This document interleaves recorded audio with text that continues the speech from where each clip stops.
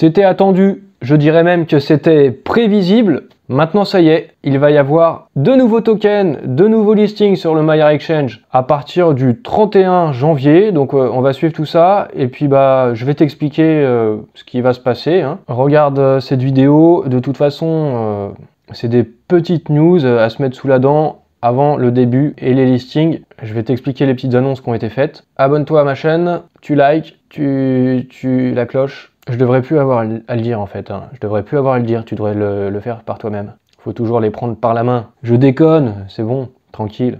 Hop, regarde la suite.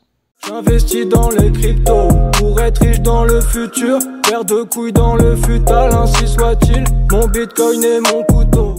Petit tweet de Benjamin Minkou qui nous dit on ouvre les vannes, plus de tokens, plus de marché, plus de valeur. En effet, de nouveaux projets, de nouveaux tokens vont pouvoir être listés sur le Maillard Exchange. Donc un article sur le blog d'Elrond a été publié pour expliquer un petit peu du coup ce qui se passe. Et qu'est-ce que ça veut dire tout ça? Ça veut dire que ça y est, enfin, les listings arrivent. Comme je l'ai dit dans ce tweet, on va pouvoir se faire plaisir au niveau du farming, là, bientôt, à partir du 31 janvier. Et puis en plus, le MEX va commencer à se raréfier avec un mécanisme de désinflation. Alors plutôt que de lire tout ce qui est écrit ici en anglais, I prefer to speak French, c'est pour ça que j'ai partagé l'article du journal du coin, c'est plus simple en français. Alors qu'est-ce qu'on nous dit dans cet article? On nous dit les mêmes choses qu'ici, que sur le blog d'Elrond. On nous rappelle qu'il y a eu plus de 230 000 utilisateurs sur le Maillard Exchange, plus de 1,9 milliard de dollars de volume qui ont été générés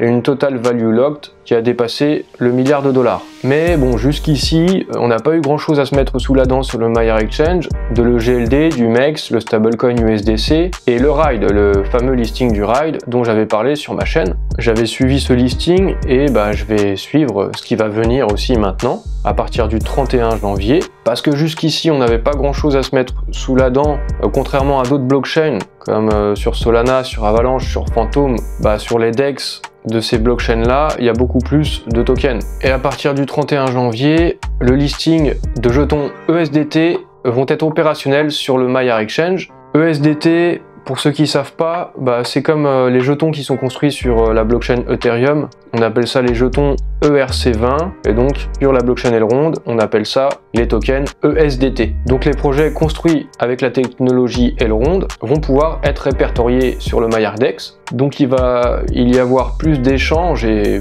plus de swaps et plus de farming sur le Maillard Exchange. C'est pour ça que Benjamin parle de plus de tokens, plus de marché et donc plus de valeur. Puisqu'il y a un pont il y a un bridge entre Elrond et Ethereum, on va aussi pouvoir avoir des tokens du coup sous le standard ERC20 de la blockchain Ethereum. Sur le blog d'Elrond, il est détaillé comment ces projets vont pouvoir enregistrer leurs tokens, créer leur paire, la paire de liquidité, la pool de liquidité, permettre le swap et pour à terme qu'il y ait de nouvelles fermes avec de nouveaux tokens.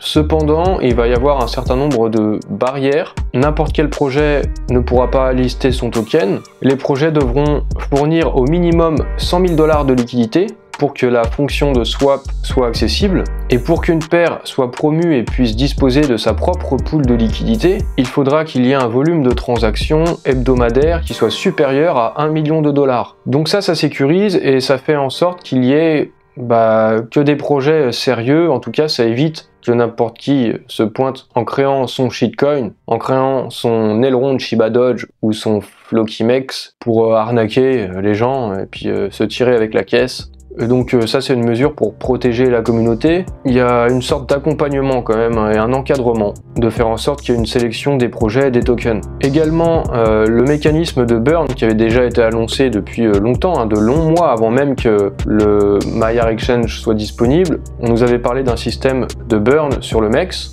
Plus en détail, 0,05% du montant des transactions, des swaps, des transactions qui vont être faites sur le Maillard Exchange, 0,05% vont être utilisés pour acheter du MEX et le brûler, le burn. Alors 0,05%, ça paraît pas énorme comme ça, c'est clair, mais sur un volume de 1,6 milliard, ça représente 4 millions de dollars de MEX qui seraient brûlés.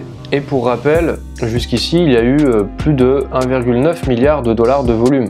Donc, bon, même si c'est pas énorme, ça fait quand même toujours un peu de MEX qui est brûlé, et donc ça met une pression déflationniste, ce qui tend à donner de la valeur au MEX, sachant qu'il y aura probablement au cours du temps d'autres mécanismes encore pour burn du MEX. Et puis tout ce MEX, il va aussi nous servir à farmer. Donc personnellement, je suis très content d'avoir du MEX, du LKMEX plus précisément. Et au cours des mois et des années à venir, je vais me servir de ce LKMEX pour faire fructifier.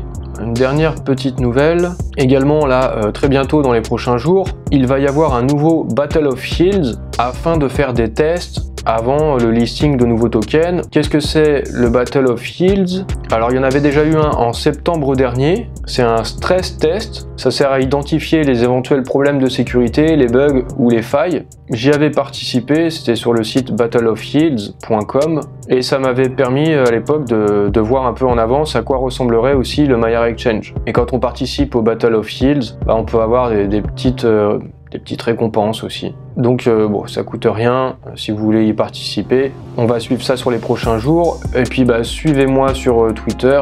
Je retweeterai, je commenterai quand il y aura plus d'informations là-dessus. Suivez-moi, Bitcoin Couteau. C'est plutôt cool, j'ai hâte d'être au 31 janvier et de voir ce qu'on va avoir concrètement. Mais on peut ouvrir les paris, hein. Tu peux commencer à dire à ton avis quel projet sera listé. Ça sent le uTrust quand même, ça peut sentir le uTrust. Mais quel token sera listé? On verra. Le plus possible, j'espère.